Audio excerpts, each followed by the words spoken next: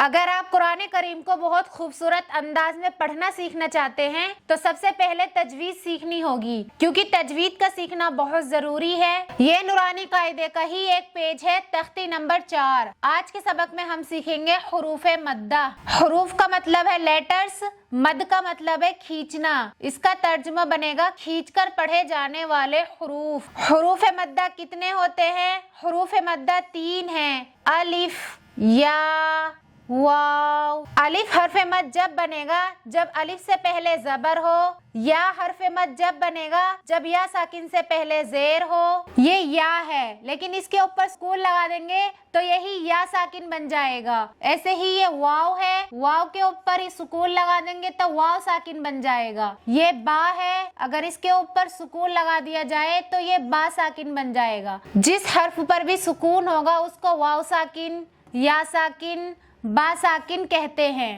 واو حرف مد جب بنے گا جب واو ساکن سے پہلے پیش ہو۔ یہ تینوں حرف مد ہیں کیونکہ الف سے پہلے زبر ہے، یا ساکن سے پہلے زیر ہے، واو ساکن سے پہلے پیش ہے۔ ان تینوں حروف مدہ کو ایک الف کے برابر کھینچ کر پڑھیں گے۔ یہاں پر دھیان دیجئے، الف سے پہلے قاف پر زبر ہے تو یہاں پر حرف مد ہے، یا یوں سمجھ لیجئے زبر والے حرف کے بعد میں اگر الف آئے گا تو وہاں حرف مد ہوگا۔ کس طرح سے پڑھیں گے؟ جیسے قاف الف زبر قا، حرف مد کو ایک الف کے برابر کھینچ کر پڑھیں گے۔ یہاں پر واو ساکن ہے اس لیے کہ واو ساکن سے پہلے والے حرف پر پیش ہے، اس لیے یہاں پر حرف مد ہے۔ یہاں بھی حرف مد کو ایک الف کے برابر کھینچ کر پڑھیں گے، جیسے را واو پیش رو۔ یہاں پر بھی حرف مد ہے، یہاں پر بھی حرف مد ہے، دونوں کو ایک ایک الف کے برابر کھینچ کر پڑھیں گے، جیسے قارو۔ یہاں نون پر پیش ہے کیونکہ پیش والے حرف کے بعد میں واو ساکن نہیں ہے، اسی لیے یہاں حرف مد نہیں ہے۔ یہاں نون پر پیش ہے تو نون کو جلدی پڑھیں گے، جیسے قارون۔